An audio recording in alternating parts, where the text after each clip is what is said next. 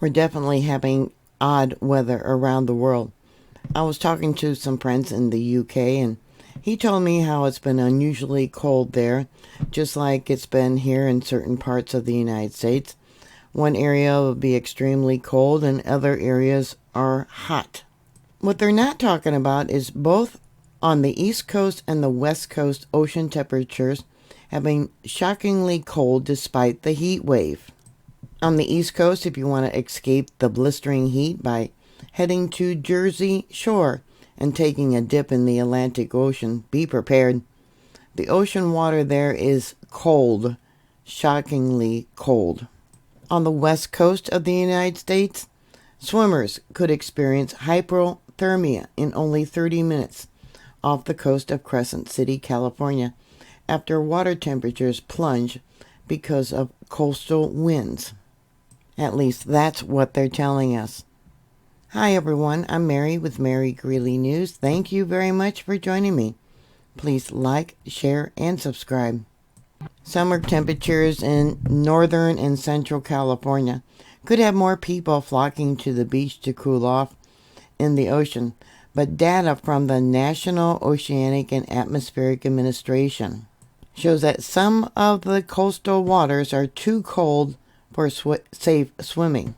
A recent temperature reading off the coast of Crescent City revealed that the water temperature there were 47.3 degrees Fahrenheit, more than 3 degrees below normal for this time of year, and only 4 degrees below winter water temperatures in January.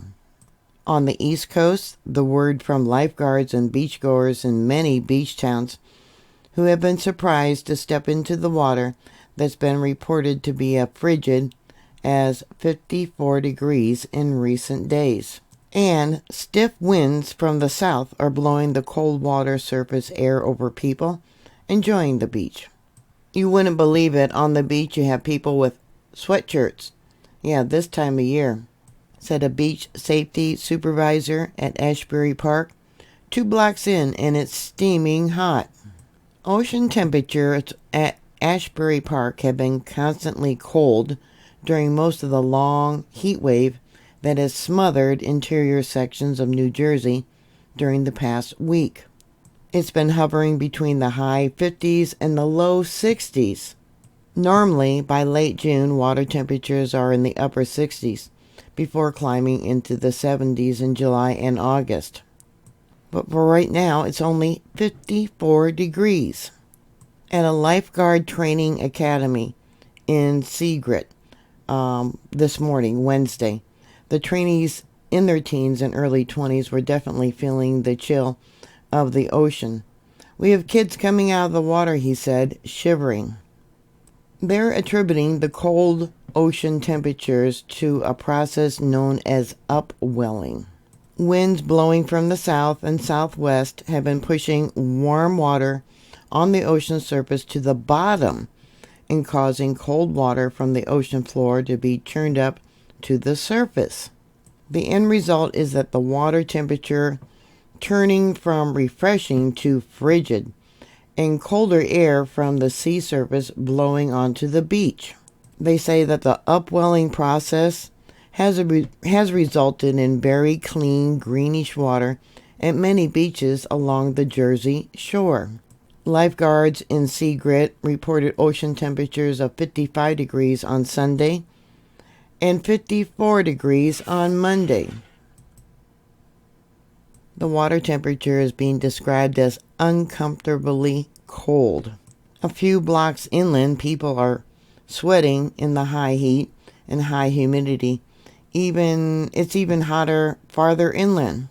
The heat wave that started June 17th, air temperatures across the state have been hovering between 90 and in the mid-90s, with several places hitting 100 degrees on June 21st, June 22nd, and 23rd. That was the actual air temperature without the humidity being a factor. Even on the hottest days, however, the cold ocean breeze kept the air temperature as low as the upper 70s in places like Long Beach Island, and is in the low 80s in other beach towns along the Jersey Shore. In California, meteorologists and weather experts are blaming the temperature plunge on an intense marine cold spell. An intense marine cold spell is gripping northern and central California coast, with water temperatures up to 5 degrees below normal. A boy near Crescent City reported a water temperature of only 46 degrees Fahrenheit yesterday, Tuesday. In waters that cold, hypothermia can occur in as little as only 30 minutes. For the West Coast, the below normal water temperatures are also being blamed on upwelling of cold ocean water that are enhancing the marine layer of natural air conditioner, keeping coastal areas cool while inland areas are experiencing intense heat between 100 and 100 degrees Fahrenheit in the Central Valley, and that was on Saturday. Surfers there on the West Coast, there in Oceanside, in North San Diego, they are being advised against going into the water without a wetsuit, and that warning extends all the way up to Northern California coast because of cold water temperatures. Swimming in water temperature that is less than the body's natural core temperature of 98.6 degrees can cause hypothermia, and the process occurs quicker in cold water.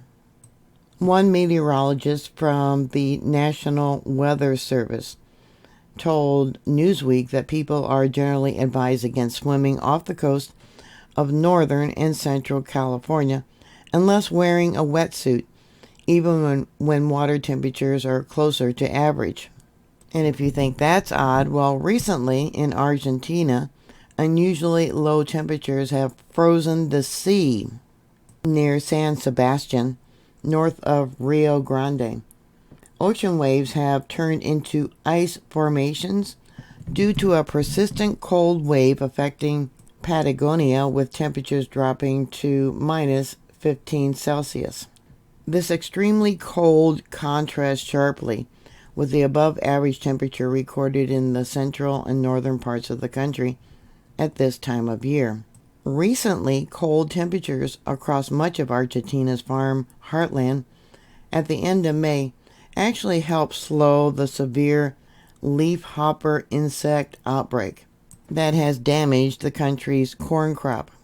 There's also been talk about less butterflies and different types of insects that you normally would see during the warmer weather, such as gnats and mosquitoes. So that would be an advantage of the colder weather. But what's going to happen this winter? I've talked about how it's been so much cooler here in South Dakota this summer, and lots of rain. Yeah, what's going to happen when winter comes? 1 inch of rain would actually bring a foot of snow. Some areas have had as much as 17 inches of rain. That would be a lot of snow. Well, we'll just have to wait and see, won't we? So what are your thoughts? Please put your comments down below. Thank you very much for watching. Please like, share, and subscribe. And I'll talk to you later. God bless you. Bye.